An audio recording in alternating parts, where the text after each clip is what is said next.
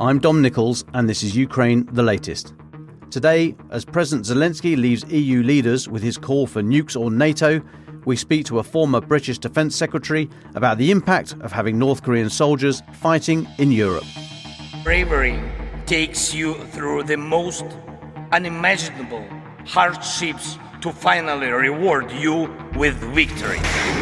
The first duty of my government is security and defence, to make clear our unshakable support of NATO and with our allies towards Ukraine. Kyiv stands strong. Nobody's going to break us. We're strong. We're Ukrainians. It's Friday, 18th of October, 2 years and 242 days since the full-scale invasion began. And today, I'm joined by our assistant comment editor, Francis Dearnley, and former British Defence Secretary Sir Liam Fox. I started with the latest battlefield updates from Ukraine and Russia. So last night, there was a large Russian drone attack across the whole of Ukraine. Ukraine's Air Force this morning said it had shot down 80 of 135 munitions, another 44 possibly lost to electronic warfare. However, amid this mass attack, Romania's defence ministry said it had needed to scramble jets as an unidentified aerial object had approached and then entered its territory before radar lost track of it near the town of Amzakia. That's near the Black Sea coast. It's right down south in the southeast corner of Romania, about 100 k's south of the nearest Ukrainian border, only about 20 kilometres from the border with Bulgaria. Now, I've said it before, you've heard me say it before, I don't know why NATO air defence isn't bringing these things down. I wonder if by acting, if NATO did act, it would ride roughshod over this facade that Russia's actions in Ukraine aren't having any impact at all outside the country and into NATO. Stand fast the occasional poor blooming Polish farmer, like in November 22, who was killed when the war spills over the border. But I'm just wondering if NATO doesn't want to notice it. Anyway, also responding to last night's drone attack, the Ukrainian Air Force and the Belarusian monitoring group Hagen said 2 drones had flown back towards the Belarusian border.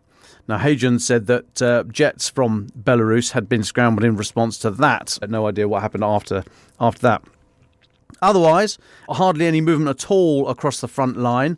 Up in Kursk, a Russian mill blogger says that rainy weather there is impacting Russian and Ukrainian operations throughout the Oblast. This is reporting from ISW, the Institute for the Study of War, the US-based think tank. There have been reports, mainly from the mill blog community, of small advances or counterattacks made by both sides. Another Kremlin-affiliated Russian mill blogger says that Russian forces have continued assaults in the Glashkovy area. Now, that's west of the main Ukrainian salient. They say this fighting has been going for the last couple of days there. That indicates that some elements, at least, of Ukrainian forces are still present on that smaller lodgement, so the west of the main one around Suja. Remember, earlier in the week, there was some confusing reporting that said fighting was ongoing, or that other reporting suggesting Ukrainian forces have been pushed out of that smaller lodgement entirely. I mean, it is, as I said at the time, very opaque, very difficult to get reasonable ground truth. But if there's fighting still ongoing, that implies that at least somebody's Ukrainian around there. Not always. Now then, elsewhere, Ukraine's Northern Group of Forces spokesperson, Colonel Vadim Mishnik, said yesterday that Russian forces are conducting strikes against Chernihiv, Sumy and Kharkiv oblasts less frequently. But the Russian forces have continued a high tempo, particularly with glide bomb strikes against Ukrainian positions in Kursk Oblast.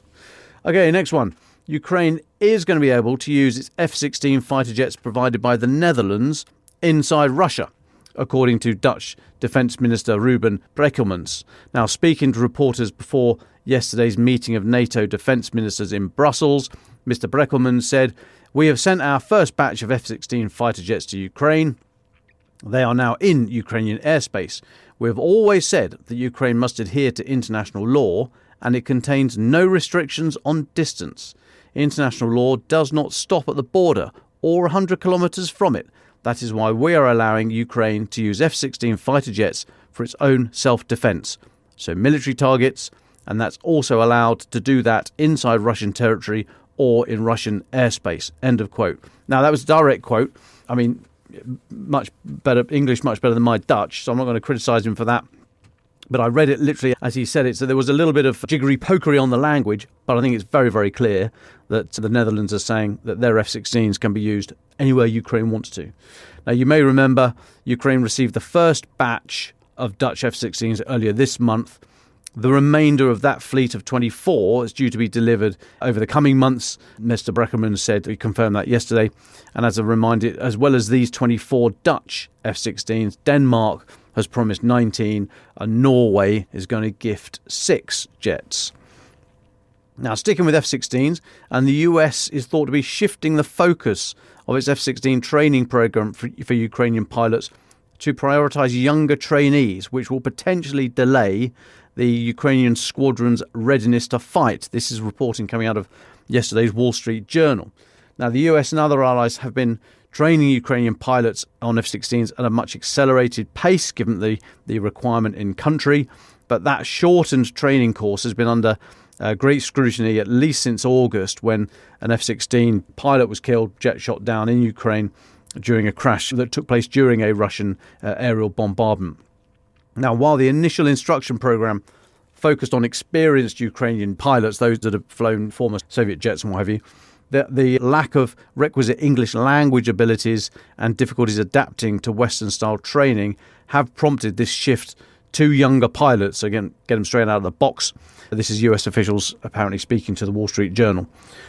One senior Pentagon official said it's a mix. Some have been experienced pilots, but there's also those that do not have that kind of pilot training and experience. So if you go for the younger ones that may have better English language skills, they're not necessarily going to have years of aviation hours under their belt, under their backsides. Now, those with experience flying Soviet-era jets have been able to skip the basic flight training, but newer recruits are having to spend up to a year just learning to fly first before moving on to the specific F-16 training role in the US and Romania. Wall Street Journal says that any shift to younger pilots is therefore going to extend the whole program by months, and that will impact battlefield readiness. The paper quotes one person with knowledge of the program who says even before this potential shift, Ukraine's not likely to have a full squadron of F-16s until spring or summer next year at the earliest. A couple more for me.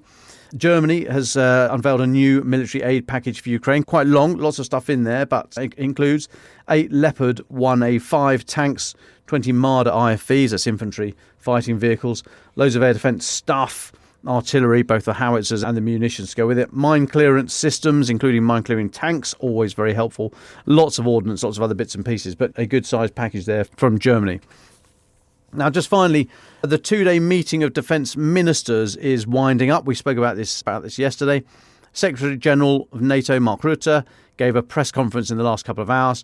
I'm going to read some quotes because I think it was quite interesting, some of the language he was using. So he said, "Allies agreed that air and missile defence remains an alliance priority. This is all the more important given Russia's war against Ukraine, which has resulted in multiple NATO airspace violations, including just yesterday in Romania. Let me express NATO's solidarity with Romania and also command the Romanian authorities and SACEUR," that's the Supreme Allied Command of Europe, the head NATO military bod, "command the Romanian authorities and SACEUR for the quick and effective response to this incident." Okay, unquote. Now, my question, is that going to mean active defence? As I said at the start, whatever this thing was that flew into Romania for shorthand, let's say a Russian drone, is this call from NATO SecGen going to include NATO's air defence umbrella being used? And will that air defence umbrella necessarily extend into Ukraine? You don't want to necessarily wait until the thing is literally in your airspace. So interesting words there, or rather just words. Now, he also said, "We have also recently significantly increased our presence on NATO's eastern flank and strengthened NATO's air policing mission." Okay, my comment on that is, those are great words, but it's almost as if the whole thing's happening in a white void. What is this threat that needs to be policed from the air? And a flank is normally, in military terms, and let's face it, NATO is kind of a military alliance, a flank is normally something against an enemy. So I ask, when are we going to stop calling it NATO's eastern flank and call it what it is, the front line against Russia? It's just the whole framing of the debate, the framing of the narrative. It makes it seem like it's just some nice sort of, I don't mean to underplay it, but a bit of a jolly hockey sticks gun club And actually, no, NATO's there because of a threat. If there wasn't a threat, you wouldn't have NATO. What's the threat? What's this air policing mission all about? It's Russia. So stop calling it the Eastern Flank and call it the front line. It will focus minds, I think. Anyway, what else did he say? He said, we are well on our way to fulfilling our pledge to provide Ukraine 40 billion euros of military support within the next year. Now, I spoke about the 40 billion yesterday. I didn't know the time frame for it. But when he says within the next year, I take it that doesn't mean the remaining months of this year, 2024. But is it a year from now or the calendar year of 2025? Anyway, bit of a fudge, but at least he's talking about the 40 billion euros. Now, it was a lot longer and he said a lot of good stuff. I don't mean to knock him, but his last few words were this. He finished with, supporting Ukraine is not an act of charity. It is also an investment in our own security, because the cost of letting Putin have his way would be much higher than the cost of supporting Ukraine. Ukraine's fight is our fight.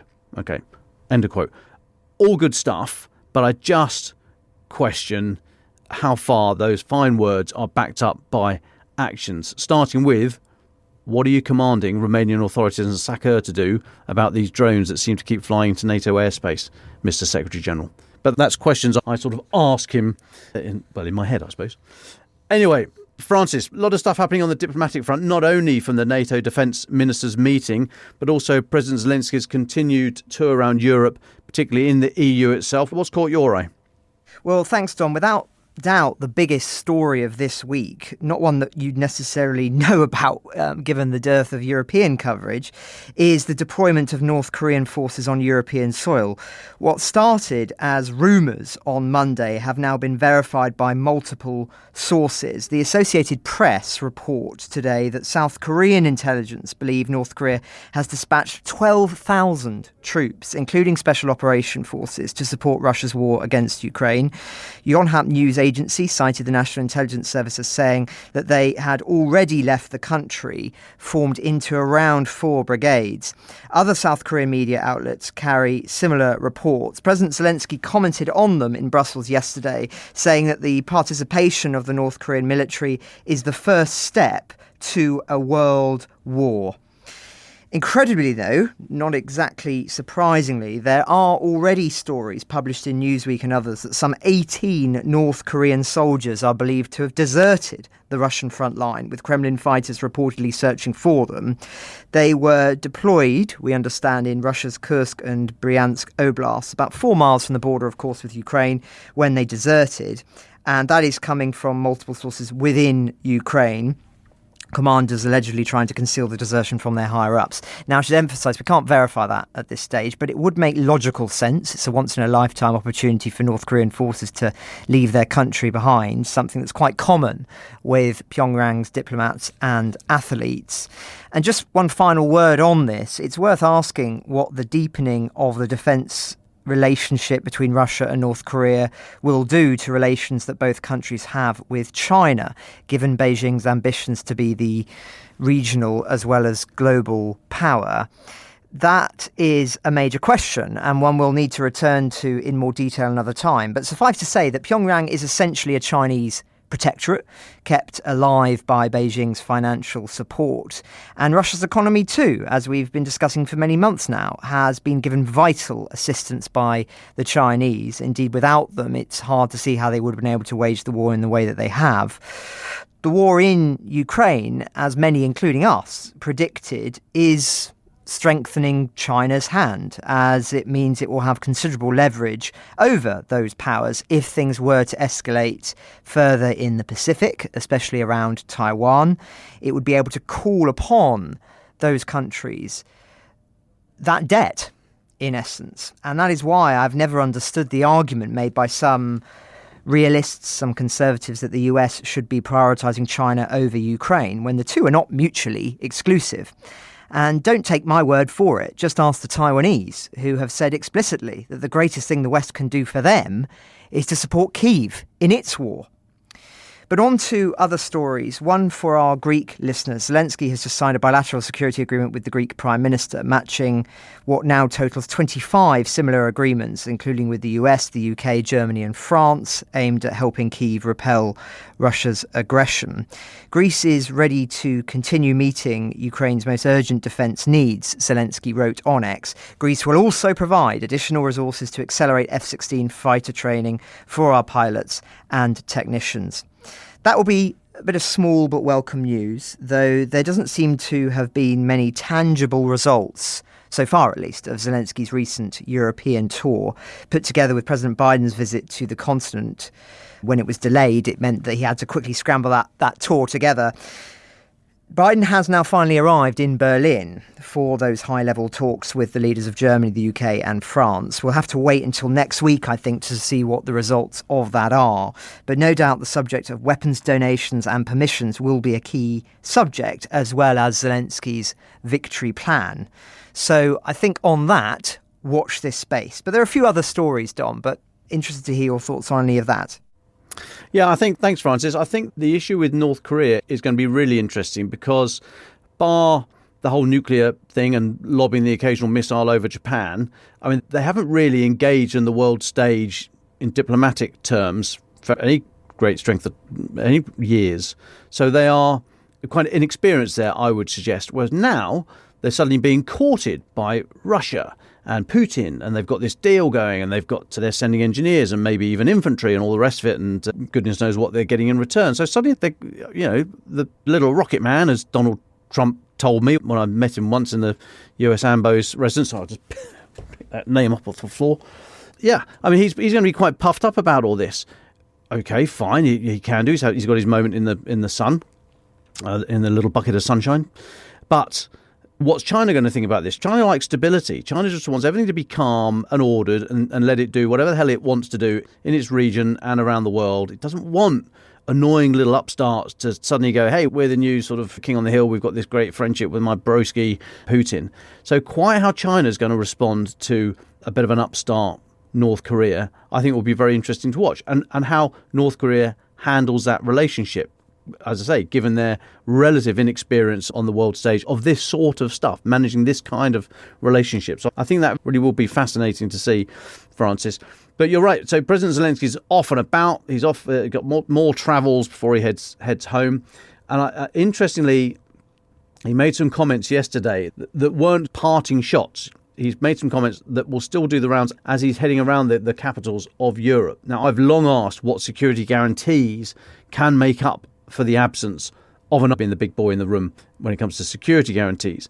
I said the longer this war and the West's self-imposed limit on support last, the whole sort of being fearful of red lines and all that stuff, the more the nuclear non-proliferation treaty, the global treaty, is in jeopardy. Countries around the world see how conventionally weak, demographically old, economically impoverished Russia is allowed to get away with literally murder because they've got nukes. Now, President Zelensky made some comments yesterday that I think underline that opinion and suggests to middle-ranking powers around the world, you need to get hold of some nukes, boys, and the NPT is even further undermined. What did he say, Francis? And have I completely come out of the blocks too quickly on that one? No, I don't think so. He did say some pretty remarkable things. It's led to a lot of attention on it this morning, suggesting, as you say, to EU leaders that Ukraine could seek nuclear weapons unless it is given that NATO membership. And I'll quote him directly. He said, either Ukraine will have nuclear weapons which will serve as protection, or it must be part of some kind of alliance. Apart from NATO, we do not know such an effective alliance. Now, just on that point, as we were talking about in the context of the speech that Zelensky gave at Chatham House that I saw yesterday, it was quite clear that for them at the moment, NATO is the only option. And I think part of that is because no other prospects of security guarantees by individual countries or partnerships of countries have been put forward. But if NATO is really off the table, which I think many would argue it realistically is until this war is over, then there is surely going to have to be some sort of interim security guarantees that are provided by some European powers, or indeed permanent ones before the NATO becomes a likelihood. And I am staggered, Dom, that has not been talked about more openly for many, many months now. Indeed, it seems to be only only us who are talking about it. I'm staggered by that. Interestingly, he added as well, Zelensky, that Donald Trump agreed it was a fair argument for Ukraine to seek atomic weaponry when the two leaders spoke in the United States. This is clearly on the Ukrainians' agenda, given no doubt their desperation on the subject of security guarantees. And of course, the ultimate security guarantee is, as has been proven by this war, to your point, nukes, which is a very worrying precedent to send. And indeed, many countries believed at the end of the Cold War that you didn't need nukes because of the deterrence provided by international security arrangements. Well, the tragic folly of that approach has now been revealed, although, again, the Budapest memorandum, which the Ukrainians often cite as being broken, technically didn't mean that Britain and other countries would come to the defence military aid in the case of the memorandum being broken. Russia has certainly broken the memorandum, but the idea that they would receive military support, I think when you look at the legal wording, is not quite there. And we've explored that in detail in previous episodes. So I'm not just saying that flippantly. This is something we've looked into in great detail. But clearly, many Ukrainians feel that the handing over of nukes was a huge mistake in terms of their defensive future, although others would argue that Ukraine was not in a position to actually keep those weapons securely following the collapse of the Soviet Union. It's an interesting move, as if European leaders are worried about the prospect of a nuclear-armed Ukraine post-war, which some would be, I think, because of the inevitable Russian reaction were that to happen, then those countries might be inclined to calculate that Kyiv being in the NATO nuclear umbrella is a safer bet. So no doubt we will be returning to this subject, and it is an interesting move by Zelensky. But just since I mentioned Trump there, Dom, he has brought up the war again, this time repeating a similar line to Hungary's Viktor Orban a few weeks ago, effectively blaming Zelensky for the war. So to quote Mr. Trump, "I think Zelensky is one of the greatest salesmen I've ever seen." We've heard this line before, but I'll repeat it anyway. "I've ever seen. Every time he comes in, we give him $100 billion. Who else has got that kind of money in history? There's never been. And that doesn't mean I don't want to help him, because I feel very badly for those people. But he never should have let that war start." Zelensky being the he there. "That war is a loser. Ukraine, remember, is not Ukraine anymore. Ukraine's cities have been knocked down to the ground. It looks like a demolition crew went through them. If we had a president with half a brain, it would have been easy to settle before it started." Now, that latter reference to a president might have been referring to Biden, might, but the former certainly wasn't. And given the context there, it does come across as if Trump is blaming the victim for being punched by the bully. It's also simply untrue to say that the whole of Ukraine is rubble. Yes, towns are in the Donbass, and we've reported on that only this week, but most of the country is not, and is functioning despite the bombardments, the illegal bombardments by Russia, which is committing numerous war crimes every day. So yet another worrying sign of what the Ukrainians can expect if Trump is elected. His position on this, I think, has certainly moved, and the advisors that are around him are ideologically opposed to supporting Ukraine more. And you don't need to take my word for that. You just need to look at their own statements. That's not to say that Trump isn't changeable. He's a man who fundamentally thinks in terms of transaction as opposed to morality. And if the deal becomes good to support Ukraine again, he may well do that. But at the moment, it is extremely precarious from the position of the Republican Party, I would posit, as regards to Ukraine. But lastly, Dom, and I've been really looking forward to our getting into this, a major story this week, which we've both been looking into. The head of MI5 last week warned the country that Moscow's intelligence agencies were carrying out arson and sabotage in Britain and indeed in Europe. And earlier this week, we learned that Russia is suspected of planting an incendiary device on a plane to the UK, a parcel plane. Now, the parcel containing the device subsequently caught fire while stored in a warehouse in Birmingham. Had it ignited mid-flight, the consequences surely would have been catastrophic. Now, this fire was not the only suspicious event of its type. A delay to a flight in Leipzig may have prevented disaster when a parcel similarly caught fire a month or two ago. And it's these kinds of incidents that are what we're talking about when we discuss hybrid warfare. And it is beginning to feel like only a matter of time now before something disastrous happens, which costs human life as a result of those direct acts of violence towards the civilian population of Europe by Moscow. But as I say, Dom, it's not just us that have been looking into it. It's many different people in our team across the United States and more broadly in Europe, including James Rothwell, Joe Barnes and others. But Dom, you've also been looking into it. So where do you want to start on this?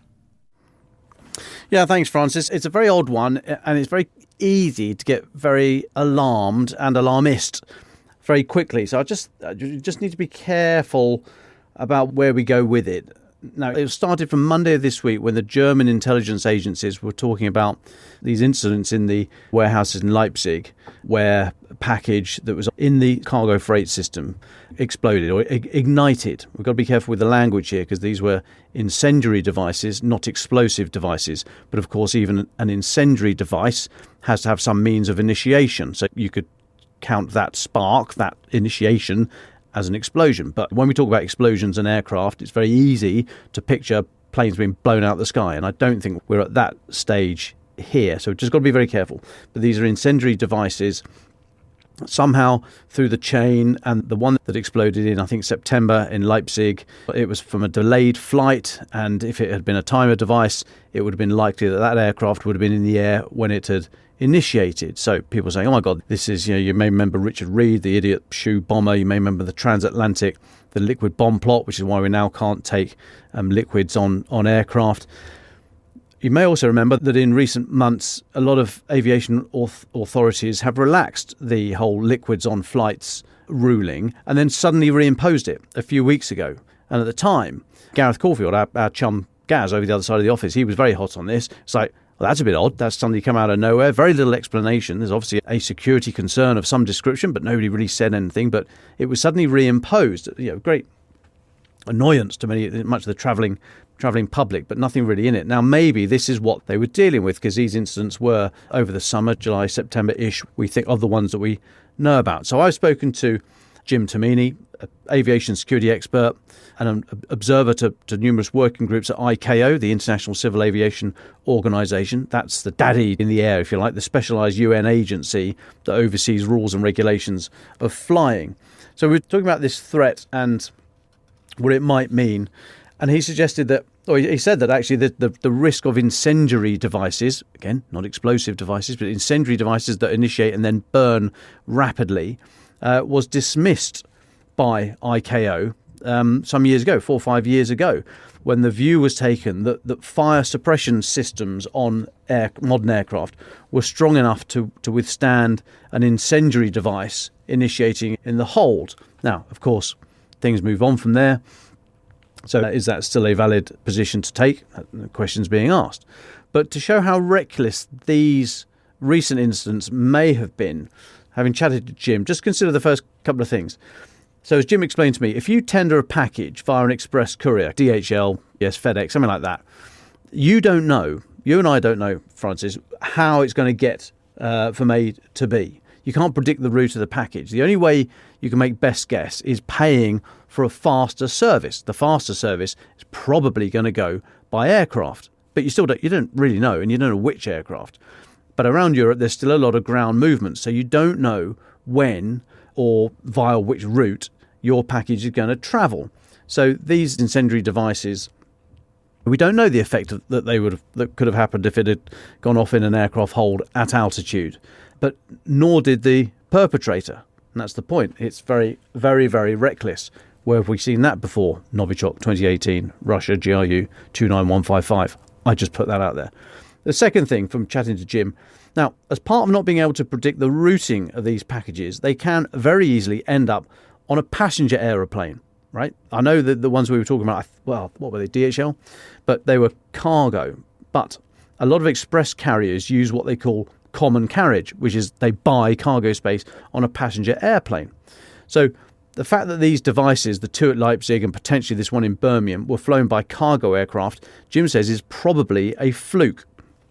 When we spoke, he was about to have a meeting or an interview with the chairman of a global freight association, who said there are a lot of very nervous cargo operators out there right now because they just don't know if something's going to initiate at any moment across their system. It's all down to when you go through airport security, and there's very little time given to actually x-raying baggage, and very rarely does it go in front of a human for any great amount of time, and even much more rarely than that is a bag opened and the individual asked to come and explain what's in there or further search. So a lot of it comes down to technology of grading the chemical component, basically the compound of what they're looking at, and is it one arc, is it high explosive Semtex? That's probably a good indication that there might be a bomb in there.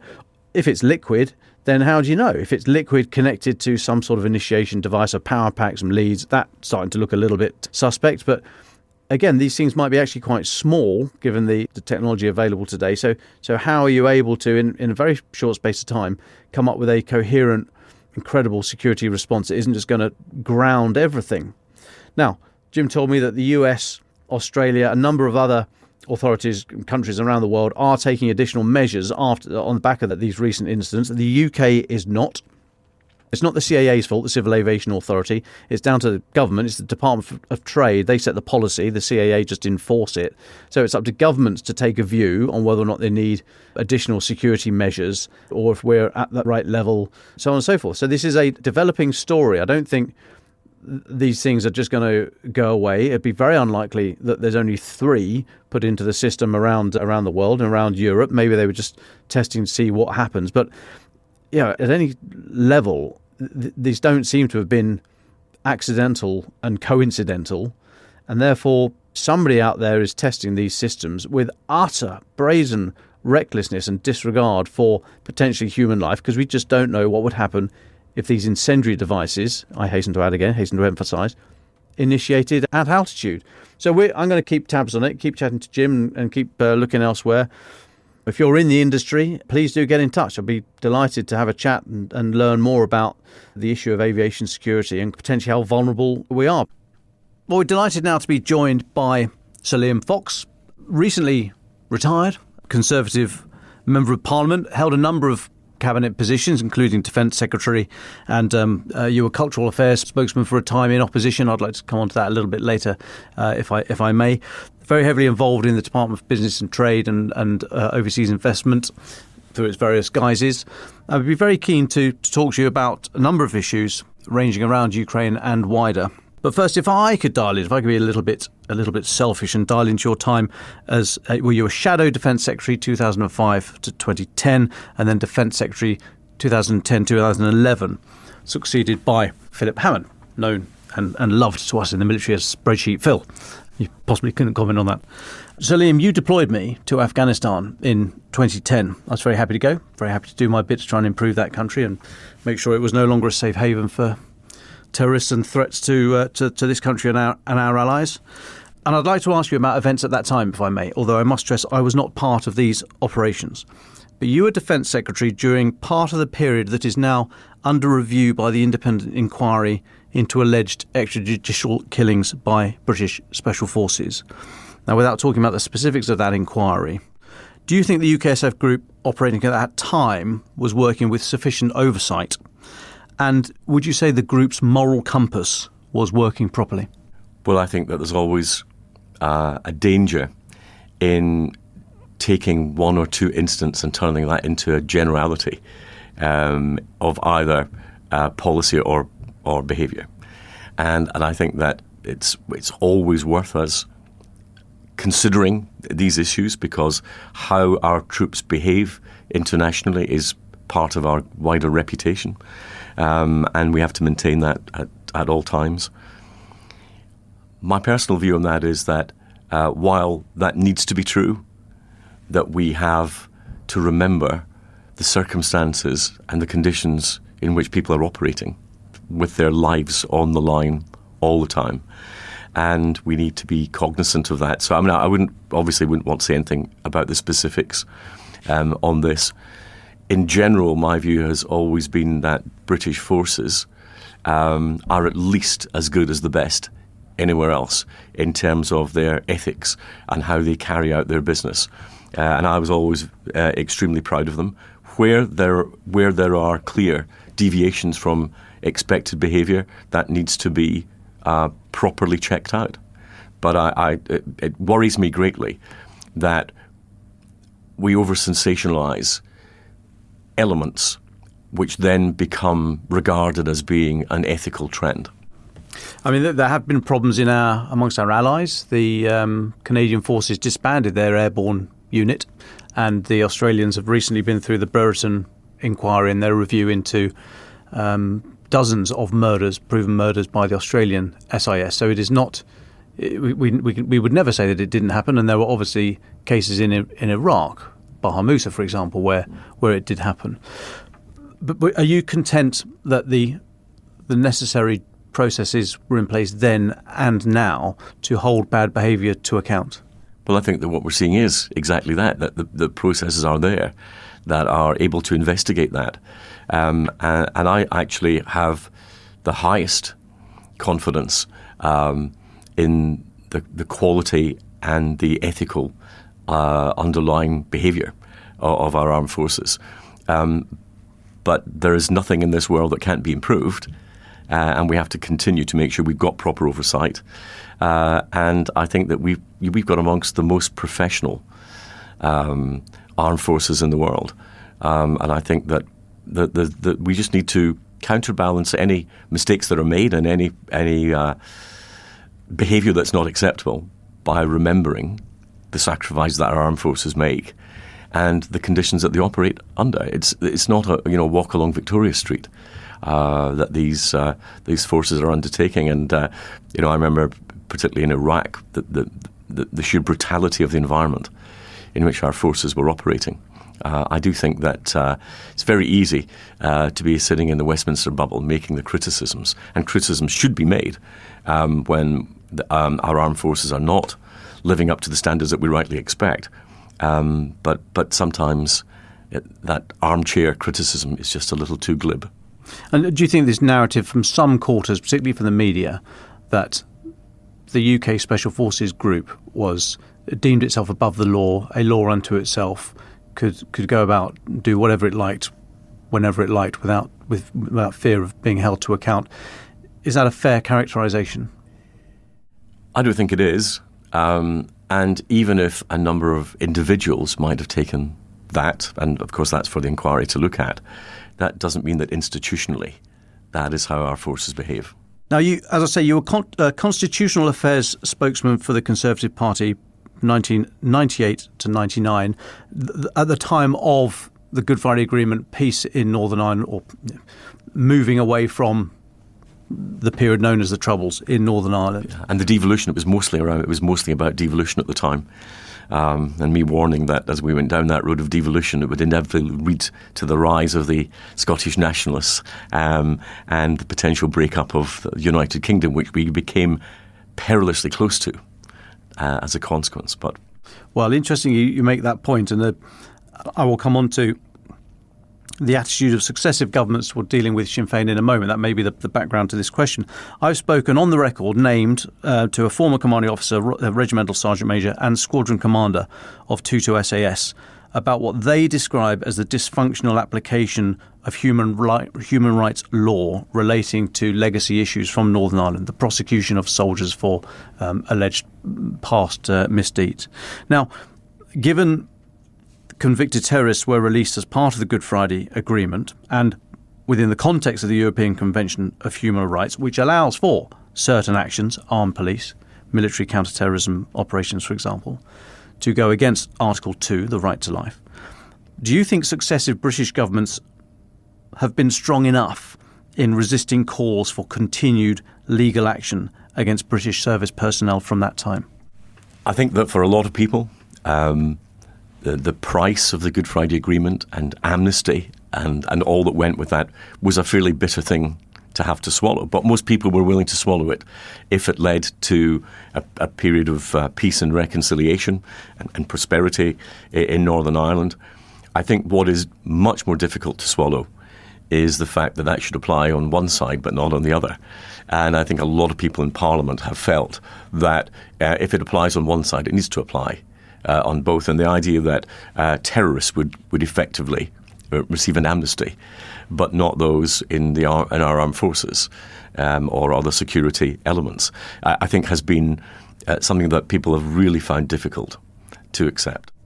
Now, the individuals I've spoken to and others say that this is not a dig at the scaffolding of the European Convention of Human Rights. They said that is, in this regard, perfectly appropriate.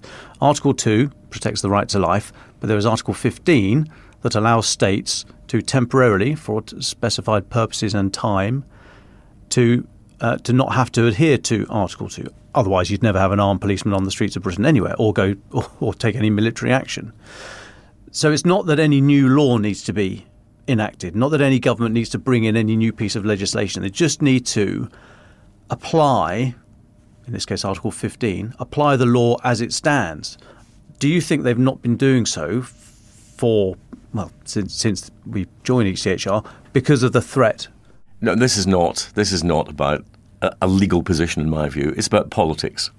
It's about the fact that we have been willing, in order to achieve peace, which has been a very noble aspiration and very largely successfully carried out. It's about treating both sides equally. There is plenty of legal room for that to happen. This is politics. Let's go back to 2010. Thank you very much, Salim, for your time. You become Defence Secretary. What was on your in tray at that point? It feels a long time ago, and yet, given the issues that have taken place in the last few years, perhaps it doesn't feel as long as we might think. What was on the in tray was the fact that we had a massive government deficit that needed to be dealt with. It was the biggest in peacetime. And clearly the public finances had to be sorted out. It was obvious that the Ministry of Defence was going to have to carry at least some of that burden. But then we additionally had the chaos of the MOD itself, where the equipment budget was 39 billion overspent in the decade from 2010 to 2020. There hadn't been a defence review for years. It'd been dodged by the previous Labour government. And actually, by the time we did the defence review, we reckoned that the unfunded deficit in the MOD was closer to 55 billion than we had originally thought. And that was totally nightmarish to have to deal with. We made around 37% of the MOD civil servants redundant in that exercise, as we tried to minimise the impact it would have on the armed forces. We knew this was coming. It wasn't something that was a total surprise. I'd spent a lot of time in opposition criticising the previous Labour government for not getting its house in order. And we had, therefore, to find some broad principles on which to carry out the review. And we actually, I came across the other day the chart that we used to do it, looking at our capabilities, and did we have other assets that could cover if we cut in one place? What were the geopolitical risks? What did our allies provide? What did we have to provide? And then you had to look at the idea that you needed to take your least risks with the things that would be most difficult to put back together again. So there were some things that you could put in place quickly if you had to, but you can't do that with a nuclear deterrent. You can't lose your submarine capabilities. And I was very keen that we dealt with some of the weaknesses of the Navy, which I think we've still got. We've not dealt sufficiently with it yet.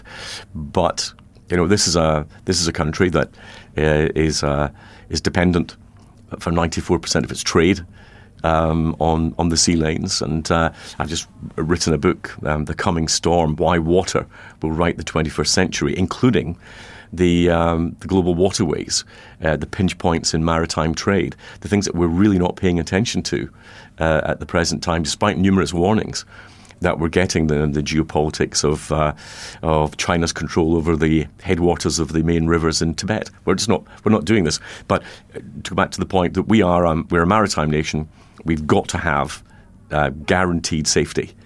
of those maritime routes, and I was very worried that Britain had got to a point where we weren't able to do that. It was also very clear, as it is today, that we were going to have to spend a lot of money on things people couldn't see. So a larger and larger part of our security budget is going to be capabilities that you can't parade down the middle of Whitehall. So that is quite a challenge. I think it's quite an intellectual challenge for a lot of people in that realm. And that's even before we go into the militarization of space, which is inevitable, however much people say it's not. And in that hierarchy of geopolitical threats, how high was Russia in that period? Number one.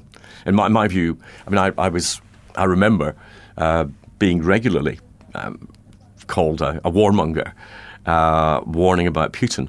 And it's not as if we didn't have a number of examples. When Putin went into Georgia, the West collectively did nothing. So why were we surprised in 2014, 6 years later, when he goes into Crimea and then again into Ukraine? The warning signs are there. There was no sufficient deterrence because we had not sufficiently responded to what Putin had already done. And think of that the other way around. If you're Putin and you want to actually retake territory that you believe was wrongly lost to Russia with the collapse of the Soviet Union, and you take a bit of Georgia and then you take Ukraine and the West doesn't react, how on earth do you expect him to have any other analysis than the West doesn't really care? And you were in Parliament at the time of the Syria vote and other important geopolitical decisions that needed to be made by the British Parliament. When you reflect on Syria and the inaction that was taken by the West and indeed on Crimea, if you had been Defence Secretary then, if you'd been Prime Minister then, what would you have done? Well, I think that the sort of reaction we had to the invasion of Ukraine was the sort of reaction we should have had to the annexation of Crimea. It's exactly the same principle. And had we acted with authority at that time, we might not have seen the action that we did. The world turns out a different place now because you've got the Scandinavians joining NATO and you've got some of the European members of NATO actually beginning to focus on the real danger that is out there. And it's very clear to me now, and has been clear for some time, that the whole concept of a post-Cold War dividend is out the window. We need to roll back several years. We need to be thinking about our defence funding as being not going up from 2% to 2.5%. We need to seriously think about what we require in collective defence. And we've seen the cooperation now that is there, certainly between Russia and Iran. Iran being another nation that we have massively underestimated in terms of its potential danger to us, to our allies and to our wider interests. The close cooperation between Russia and Iran, and almost certainly cooperation between Russia and China, perhaps even Russia and North Korea. These are warning signs, and yet we seem to spend so much of our time, so much of our media attention on trivia, rather than talking about the big subjects. It's almost as though we're in a generation that's afraid to talk in the language of Ronald Reagan or Margaret Thatcher and understanding where we are. And if I was really being brutally honest, I think that it's a long time now since we've had what even appears conceptually to be a foreign policy. And that's not just true in the UK, it's true of many of our Western allies, it's true, I think, also to an extent in the United States. And I think back to that period, and we were very clear from first principles that we live in a world where there is a perpetual battle between the forces of freedom, democracy and rule of law on one side, and tyranny, coercion and arbitrary law on the other. And we used to know who was on what side of that ledger very clearly. We also understood that there were some countries who were on neither side of that ledger, and our behaviour would determine whether they would move towards one pole or the other. We need to get that back. We need to be very clear about what we do. We need to be clear that we are living in that, as I say, in that perpetual battle of ideas. Secondly, we need to define who's on what side. Then we need to decide which are the important regions in terms of how that battle is fought in the years ahead. And then within those regions, which countries are the most important, and within those countries, which individuals are the most important. We need to have a clarity of thought in terms of foreign policy, because we are in danger in the West of seeing the values that we have fought so hard for and which so many people have sacrificed for being rolled back, because we have neither the political inclination to consistently make the arguments for those values, nor indeed the willingness to hold back domestic consumption in order to give our countries what is the first duty of government, which is their protection. Two more from me before I hand back to Tom. I'm really glad that you mentioned the North Korean forces. How do you respond as somebody who worked so intimately in the protection of Britain and the wider West when you hear that there are tens of thousands potentially of northern troops preparing to be used and deployed on European soil? Well, I mean, North Korea is a crazy state, and it's just a matter of ensuring there's sufficient deterrence, there's sufficient belief in that regime that no action that they could take would be countenanced to any degree. But that does take us back to credibility. Deterrence, which is really underpinning our safety at all times, whether that's our nuclear deterrent or elsewhere, the application of foreign policy, that requires us to have both the capability and the political will to use whatever capabilities we have. And it's with a lot of these regimes, they will look at, for example, the exit from Afghanistan and wonder, even if the West has overwhelming military superiority, do they in fact have the appetite or the political will to see it used? Final one for me before I hand back to Tom. I mean, we've talked many times about America and the special relationship on this podcast. You're one of the founding members of the Atlantic Bridge, which is a major charity here about promoting that relationship. You had many distinguished contacts in the United States. How do you reflect on the position of the United States on the war in Ukraine? And indeed, what do you think the prospects would be for the continent if Donald Trump were elected in November? Wow, that's about 10 questions in one. For your final question, that was quite an effort. So first of all, special relationship. Remember when that was first mentioned, but that was first used by Winston Churchill in his speech in Fulton, Missouri, which is better remembered for his use of the Iron Curtain for the first time. When Churchill spoke about the special relationship, it was as a wartime leader. He understood military and especially security cooperation. And there is no relationship in the world that's as close in terms of security cooperation as there is between the United States and the United Kingdom. That is the bedrock of the special relationship.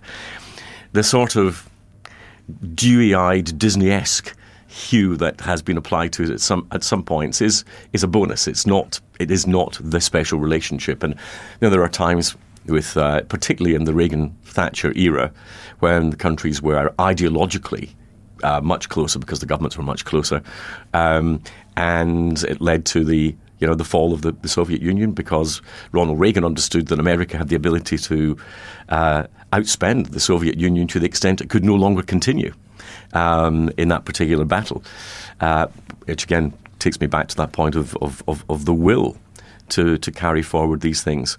The special relationship, I think, is strong. I think that within NATO there are a number of tensions that need to be resolved.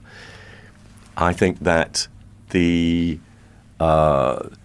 Europeans need to be able to work out what they could do if, in the event that the United States didn't want to become involved in a particular conflict. And that means not just talking about how much money they spend, but what capabilities Europe is actually able to provide. And anyone can spend more on defence. You simply bump up the wages of the armed forces. It doesn't mean you're going to get anything extra. And of course, there is my other pet subject on that, which is that I still think that the European Union's aspirations for what they call a defence personality are divisive and are likely to result in the diversion and duplication, which will undermine NATO, because these countries who are involved in that, and that's particularly France, are not talking about extra defence spending for a European Union that's on top of NATO. That is, you're talking about many countries who are not meeting their NATO obligations at the present time, diverting that into a European Union capability, which is unnecessary because NATO was there first. And NATO provides us with security. The European Union was there as an economic and then ultimately a political programme. It is not a security programme, and continuing down that route is weakening for all concerned. I remember when Robert Gates and I were in opposite numbers at the time, we used to go to the NATO meetings, and we used to have what we used to call the bad cop and worst cop routine, which is that he would sound off about lack of spending on NATO, and then so would I. When it comes to the Trump administration, I think the Trump administration gave Europe a bit of a shock last time, and we have seen increases in defence spending since then. Of course, there are other external factors, Ukraine being primarily the number one in that. But I would hope that, well, whatever happens, that the European element of NATO now understands fully that the era of cheap defence is over, that Europe cannot continue to depend on American taxpayers carrying their burden for them, and that it just means a fairer sharing out of the responsibilities. And it has always struck me as extraordinarily hypocritical that the very people who are most critical of the United States and of dependence on American foreign policy and on military capability are the ones who won't spend anything for themselves. Well, on that point, if I may, Salim, you talk about the lack of spending and your bad cop, worst cop routine. Well, there's a new cop in town in NATO, new NATO Secretary General, Mark Rutte. When he was Prime Minister of his country, they did not meet the 2% target of NATO spending. How big an Achilles heel is that going to be for him as NATO Secretary General? I don't think I've got a lot of respect for him. And I've been impressed by what he's been saying since he became Secretary General. And his job is now different. His job will be now to tell his colleagues in the Dutch government that they need to meet their commitments. And that's going to be true for everybody. And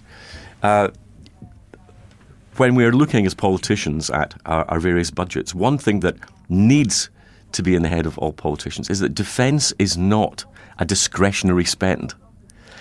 Governments have to spend what they need to spend to keep their people safe, to keep their allies safe, where they have a responsibility to do so, and to ensure that future generations are not being put at risk by the budgetary decisions that we're taking today. And there is a tendency to talk as though defence is an add-on rather than the primary function of the government. And I think that's come because we've had this long period since the Cold War where people, more than a generation now, have not lived with the risk that we regarded as inherent at the time. It's time that they started to get a grip of those risks now. But I mean, how can he stand up? How can he withstand the criticism when he makes these calls, as he undoubtedly will and needs to? When people say, well, you understand the difficulties, Mark. You understand why we can't just yet, or we're on a glide path, a roadmap, a bridge, a footpath, or whatever you like towards 2%. But you didn't manage it, and so you'll understand why we're not. How does he answer that? I think he answers it by saying, as I've been saying, you have to spend what you need to spend in the circumstances, and even if there was a period where it might have been more justified to spend a bit less, that's behind us now. You cannot look at the world as it is today. You cannot look at what has happened in Ukraine. You cannot look at what's happening in the Middle East with Iran and say the risk has gone down or the risk is even the same, because it's manifestly not true. And that means that our spending on defence needs to go up in line with the risk. It's not for me, it's a question of the first duty of government. Now, interesting, you mentioned Iran there. One of my bugbears is this self-deterrence and the whole escalation and red lines nonsense that we hear so much about. Joe Biden said when they tried to build that Mulberry Harbour into Gaza a couple of months ago, that immediately broke up in the surf and was worse than Meccano as far as I could tell. He said no, he's not putting any US boots on the ground in Gaza, and yet now there are US boots on the ground with air defence in Israel in harm's way. He won't do the same for Ukraine. When Iran fires drones and ballistic missiles at Israel, US forces, British forces, other allies and partners put men and women in harm's way to shoot those things down in support of Israel, not prepared to do the same for Ukraine, not prepared to even extend a NATO air defence umbrella from our own soil into Ukraine, let alone put some of our men and women in harm's way. A, why is that? And B, how does Putin take any message from that other than I've got these guys exactly where I want them? Bullies, whether they're in the school playground or in the Kremlin, understand only strength, not rhetoric. And we were slow to react to Ukraine following the invasion. But as I said earlier, that was not our basic flaw. Our basic flaw was in not responding to Putin's aggression in Georgia or Crimea. Putin had, by the time he was planning his invasion of Ukraine, already taken the message that probably the West won't be too forward-leaning on this. Now, I think that this is an area where the British government under Boris Johnson did very well. I'm not sure that the Americans would have been willing to provide the level of support that they have thankfully been willing to do had we not been on the front foot and leading on that. And I think that it's interesting in the United States that all the debate from this side of the Atlantic is on just the presidential election. I think the biggest potential change will be that the Republicans will take the Senate in just a few weeks' time. I think the House might go back to the Democrats. I think it's on a knife edge. But I think given the races that are out, the Republicans will take the Senate. I think that will be a big change in the dynamic. I had Mikhail Khodorkovsky over with me at the Hudson Institute in Washington a couple of months ago. And rather than lecturing any of our American political colleagues about the need to spend more in Ukraine, I was interviewing him to say, what is Putin like? You know him, and get a picture of the risk that is there, the danger that is there from someone who has been there, had their empire stolen, put in jail to boot. And I think that we need to have a different type of debate rather than just about how much money should we be spending, what weapons should we allow Ukraine to use, and so on. To an extent, we missed the boat on that. We can't afford to do that elsewhere. There are too many parts of the globe where our interests and the interests of ordinary human beings are being put at risk. We need to start to show a serious commitment to wider security. That means, as I said earlier, we need to be very clear about our foreign policy. We need to be clear about who are our friends and who are not our friends. And we need to be willing to build the alliances. I think that the AUKUS, for example, is a tremendous step forward. I think there's a lot we can do based on that model to go into other relationships. And I think we need to build the coalition of the similar, which are countries that share our outlook, share our values, share our fears for the future, and work together. And we need to spend less time on a view of the world which is introspective and which I think carries its own increased risk for us. And we've seen the rise of protectionism in the West in recent years. We saw a tenfold increase in protectionism between 2009 and 2020. It's not a coincidence that has aggravated the global migration question. In our systems of government, we've got to stop treating security as though it is an element in itself and understand its links to other policies that we have, particularly economic policy, particularly global economic and trade policy.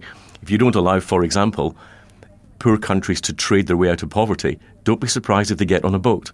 And can we please have some better and more joined up thinking? Because it seems that we've got siloed policy making on both sides of the Atlantic when what we need are politicians able to join the dots. But if, as Defence Secretary, you had been faced with that question about putting British forces in support of Israel against Iran, but not in a similar set of circumstances for Ukraine, would you have made that decision? So I think that you avoid having to take decisions like that by the posture that you have and whether you are credible in deterrence. The failure of the West has been that it's making adjustments to the symptoms of the problem, not dealing with the problem. So that was evidence of a British failure? I think there has been foreign policy failure in the West, which has allowed tyrants and enemies of our countries and of our values to strengthen. And that cannot be regarded as anything other than a wider foreign policy failure. Just to conclude, Salim, on this theme, we've spoken to many defence secretaries, very senior defence officials around Europe and the West, and quite often after they've been in office, they've adopted a very sort of a more hawkish stance than, let's say, the governments did. Now, you've always been more hawkish on matters of foreign affairs. I hope I haven't put words in your mouth, but I think that based on your stance on Syria and other things, that's a fair assumption. How do you explain, therefore, how it seems that so many people in the defence fraternity do adopt a more hawkish stance on, say, Russia, but then we don't see that in practice? What are the institutional impediments, or is it always the sort of the challenges of the leaders themselves who don't seem to get it, whereas the defence fraternity does? I'm just trying to understand why we are in this position that we're in when so many people do seem to get it. Politics. Governments are not one-trick ponies, and in relatively short electoral cycles, politicians have to always be aware of where the voters are. And the modus operandi then is to cut the cloth, cut your commitments that you won't see today in order to provide voters with what they want today. That's a very dangerous route to go down. And if you're going to change that debate, then you need to talk more about the risks. Unless the public understand very clearly the risks that they face, they will want more money spent on domestic consumption than foreign policy protection. You need to change the terms of the debate first, not try to impose policies that politically will be difficult. And that's where I feel that we are just really not making progress. We had a general election in Britain 2024 where almost nothing was talked about foreign policy, security policy, the risks that people face. We've had the first 100 days of this particularly useless Labour government where there's just been nothing at all on that. So, we've had from the nonsense of the freebies scandal where you've got the Prime Minister and the Chancellor being the sort of dressing up dolls, the Ken and Barbie of contemporary politics. And all our press are consumed by these issues. Meanwhile, Iran has had 2 major attacks on Israel. We're continuing to see the clashes in Ukraine. We've got a great deal of anxiety across the Gulf. We've got real worries across the Korean Peninsula. It's time that we started to talk about. It's wonderful that this programme is one of the few that actually concentrates on getting these messages across. But our mainstream politicians, as a matter of duty, need to talk more about the risks that we face and be straight with the British public about the fact that sooner or later we're going to have to spend more on defence, which will mean spending less, at least for a proportion of time, on something else. If they don't do that, they are failing in their primary duty to protect the people whom they govern. And Winston Churchill says very similar in The Gathering Storm, about describing the situation in the 1930s. But just to wrap up, Salim, you've answered our questions, but I wonder if there's anything on your mind that we haven't talked about, or indeed is not in the media landscape, that we should be thinking about. Well, I've just come back from the US promoting my book. I was in Utah. And you've got a completely unspoken problem, which is the massive rise in the global population with the real limitations on the one thing that we can't do anything about, which is the amount of water we have. Give you just one statistic. 40% of all the people on this planet get either their drinking, agriculture or industrial water from a river that arises on the Tibetan plateau, the Indus, the Brahmaputra, the Mekong, the Yellow, Yangtze, and so on. And where's the debate? There are about 56,000 large dams in the world, 28,000 of them are in China. When you think about the mismatch between populations and resources, and then you look across, you look at the Middle East, you look at Turkey in relation to Syria and Iraq, Euphrates and Tigris. You look at the Nile. The Ethiopians have now completed the Grand Renaissance Dam, which makes them a very powerful upstream country. They effectively control the flow of the Nile. All of this is going almost unreported, certainly uncommented by. And I've been very, very pleased by the critical reaction to the book. And I was at a dinner in Amsterdam the other night, and I was talking to the Dutch Prime Minister, who said, I really enjoyed reading your book, which I did when I was on holiday, and I was totally taken aback. And he said, but it put so many thoughts into my head. And I thought, great, because we've got to get these debates going. Yes, we can talk about the great geopolitical threats and the state-on-state threats, but we have other threats to our security as well, which are building over time, almost unremarked upon. You add that to some of the changes we will see inevitably with global warming, and you can see how a lot of these problems could come to a head in a way that we're not really thinking about at the moment, and we always do worse when we haven't anticipated a problem rather than when we have. So, yeah, I think that we need to think about resources.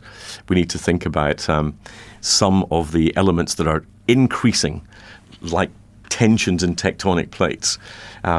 Maybe we should try to think how we can deal with some of these problems before they become a crisis. Well, Cillian Fox, thank you so much for talking to us today. Last one for me. We look at this every day, and it can be quite dark, and it's very easy to go home with your head a little less high than it was when you walked in. Tell me something beautiful. Tell me a new art installation you've seen recently, a new restaurant in Bilbao, a new theatre production that you saw in Utah. Tell me something lovely. It's about your mindset, isn't it? When people say to me, well, Liam, are you a glass half full man or a glass half empty man? I'll simply say, I'm Scottish. The glass is just not big enough. Thank you for talking to us. Thank you, Salim.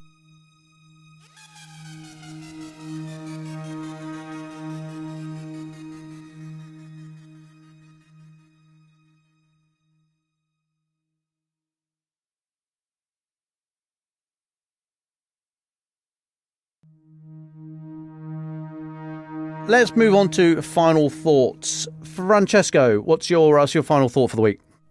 Well, thanks, Dom. It's another story we've been covering recently, which is, of course, the banning of the Russian Orthodox Church in Ukraine. It's a knotty issue, and we've talked about it many times, so I'm not going to go all over that ground. But I think the implications of it is something that we talked about only a couple of weeks ago with one of our guests, which is the way that this is being used in the United States and in other countries to try and turn those countries against Ukraine. And I've had correspondence with people who've said, is there a piece that just summarises what is going on with this issue that can explain it to people, the reality of how these kind of headlines that Ukraine is persecuting and prosecuting Christians is untrue? And we have now got that piece, and it's in our paper. It's done by Dr. Ivana Stradner, who's been on the podcast many times, an expert on the Balkans and a fellow at the Foundation for Defense of Democracies in Washington. She says, and I quote, "To be clear, such claims of Christian persecution are baseless. Ukraine is not banning the Ukrainian Orthodox Church, nor are officials trying to ban religion overall. Rather, the law aims to protect Orthodox believers in Ukraine from Russian propaganda. The Russian Orthodox Church has long been a crucial weapon for the Kremlin, disseminating propaganda or worse to further its military and intelligence objectives under the guise of religion." And she talks about Patriarch Kirill, his reported connections with the Soviet-era intelligence services, and, of course, the genocidal statements that he has made in trying to support the war in Ukraine. She goes on to cite many US officials who've seemingly been taken in by this. Marjorie Taylor Greene, US representative, saying Ukraine is executing priests. Tucker Carlson mirroring that statement. J.D. Vance stating that priests are being investigated, church assets being seized and priests being arrested. Fascinating to hear the Russian president, said Mike Flynn, discuss the family and God as strong values the West is destroying. These kind of phrases without understanding the detailed context of what is actually taking place. So she ends, Dr. Stradner, by saying conservatives should not be fooled. Putin's weaponization of the Orthodox Church is part of his geopolitical strategy that aims only to deflect attention from his own imperialist ambitions. So we'll add a link in the show notes to that piece. And as I say, I hope it will be a useful piece for people who want something they can point people to show that this issue is far more complex than the very simplified statements that are being jumped on by those who are seeking to demonize the Ukrainians for fighting this war. Well, thanks, Francis, and thanks, everybody. That's us for another week. So, yeah, whatever you want to do for the next couple of days, folks, just be gentle with yourselves. And, yeah, we'll see you next week. Thank you very much for your company again this week. Thanks, Francis, for joining me today. And, everybody, we will see you again from the Telegraph in London. I wish you a very good weekend. Ukraine the Latest is an original podcast from the Telegraph, created by David Nicholls. To support our work and to stay on top of all of our Ukraine news, analysis and dispatches from the ground, please subscribe to The Telegraph. You can get your first 3 months for just £1 at www.telegraph.co.uk/Ukraine the Latest. Or sign up to Dispatches, our foreign affairs newsletter, bringing stories from our award-winning foreign correspondents straight to your inbox. We also have a Ukraine Live blog on our website, where you can follow updates as they come in throughout the day, including insights from regular contributors to this podcast. We also do the same for other breaking international stories. You can listen to this conversation live at 1 p.m. London time each weekday on Twitter Spaces. Follow The Telegraph so you don't miss it. To our listeners on YouTube, please note that due to issues beyond our control, there is sometimes a delay between broadcast and upload, so if you want to hear Ukraine the Latest as soon as it's released, do refer to podcast apps. If you appreciated this podcast, please consider following Ukraine the Latest on your preferred podcast app and leave us a review, as it really helps others find the show. Please also share it with those who may not be aware we exist. You can also get in touch directly to ask questions or give comments by emailing ukrainepod@telegraph.co.uk. We do continue to read every message. You can also contact us directly on Twitter. You can find our handles in the description for this episode.